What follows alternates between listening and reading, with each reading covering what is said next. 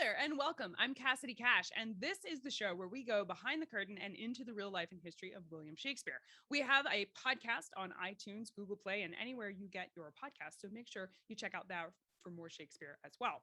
This week, we're taking a look at the longest word in Shakespeare's plays. It's Honorificabilitudinitatibus. Phew, I wasn't sure I'd be able to say that on the first go.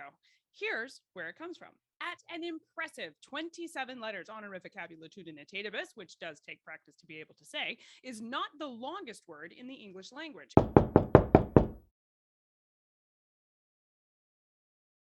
It falls just one letter short of both anti-disestablishment, I can't even say that one, anti-disestablishmentarianism, or supercalifragilisticexpialidocious, both of which are longer than Honorificabilitudinitatibus by just one letter, but it is the longest word in Shakespeare's plays, and it is just as stylishly intentional as Mary Poppins' famous word.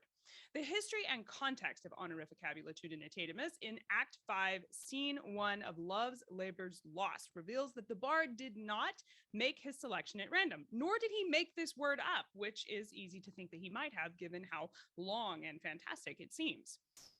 And not to mention Shakespeare's own penchant for making up words, but this one actually did exist. It was both a slice of pop culture from the 16th century as well as an effective insult. When Shakespeare wrote Love's Labour's Lost in the 1590s, the bard was just getting his feet under him as a writer in 16th century theater. The massive 13-syllable juggernaut of a word takes up several feet of iambic pentameter. Iambic pentameter was the industry standard for the meter that you wrote in if you were a reputable writer in Elizabethan England. The length of the word specifically is the first pun that Shakespeare invokes, saying that the word is, quote, easier swallowed than a flapdragon.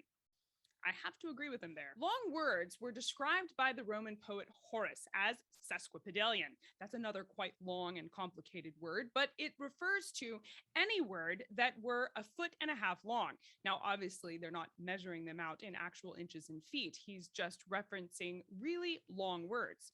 Shakespeare probably learned about sesquipedalian when he was reading the word called adagia by Horace, who was one of the many Latin poets and dramatists comprising standard curriculum for Shakespeare's grammar school in Stratford-upon-Avon at King Edward VI Grammar School. Since Shakespeare and most reputable playwrights of his day wrote in iambic pentameter, a meter which is based on feet, the length of the term being sesquipedalian puns on the format of the play itself. Sesquipedalian arrived in the English lexicon during Shakespeare's lifetime as both an adjective and a noun, describing the person using unnecessarily long and self-referential terms.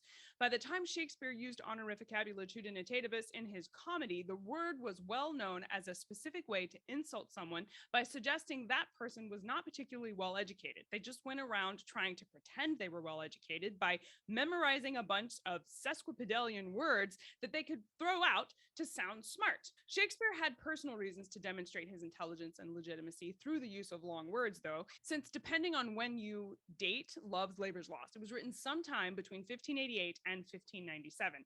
It's possible the dig at pretentious people was actually a response to an insult Shakespeare himself received. 1592, Robert Greene wrote The Groatsworth of Wit, in which he accused Shakespeare of being one of these people who uses flowery words to mask their own idiocy, but Robert Greene said it as calling Shakespeare an upstart crow who was, quote, beautified by our feathers. Greene was using feathers to talk about words from other plays, suggesting that Shakespeare plagiarized. That entire line is considered by most scholars to be an insult directly at Shakespeare, so it's possible using Honorificabilitudinitatibus in his play was a direct response to Robert Greene, trying to show off that Shakespeare had his own set of feathers, even if they were sesquipedalian feathers. The word is spoken in the play by Costard, who's a character that's known to be an idiot, but in context, his character is responding to a pair of arrogant know-it-alls, and they're trying to impress other people with their fancy words.